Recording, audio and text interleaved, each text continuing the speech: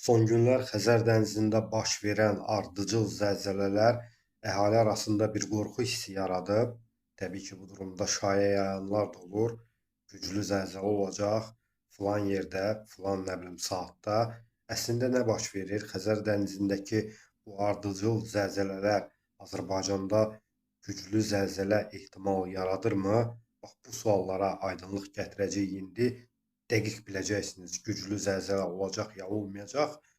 Az sonra öncə xahiş edirəm videonu bəyənin, paylaşın, səhifəmizə takib atın ki, məlumatlarımız hər kəsin qarşısına çıxsın.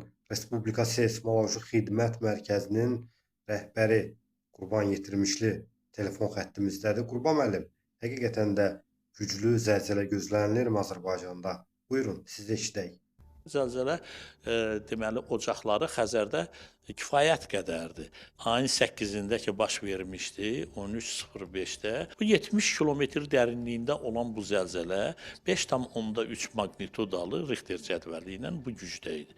Bu deməli oradakı parçalanma ki getdi, qırılıb düşmə, üstə gəlmə bir ocaqda belə bir proses getdi. Yəni 6 kilometr uzunluğunda, 4 kilometrinə qədər enində və bundan sonra deməli orada olan o laylarda parçalanmalar əmələ gəldi. Bu yandan sıxılma ki gedir, laylar parçalanıb o dağılır, zəlzələ baş verir. Yəni təkandır da bu və enerji ayrılması gedir, güclü enerji ayrılması. Qaldı ki, onun o təsiri, yəni bu paytaxtda heç cür ola bilməz. Bildiyiniz kimi əsas o birinci baş vermiş o zəlzələnin təsiri Xəzər yanı ki, yaşayış məntəqələri var, Astaradır, Lənkərandır, sonra Lerikdir, Cəllabaddır, bu birisi nədir, Neftçaladır və ilə axır saatlı Sabirabadda belə 4 maksimum 3 bal gücündə hiss olunmuşdur. Bu da elə bir qorxulu bir şey deyil.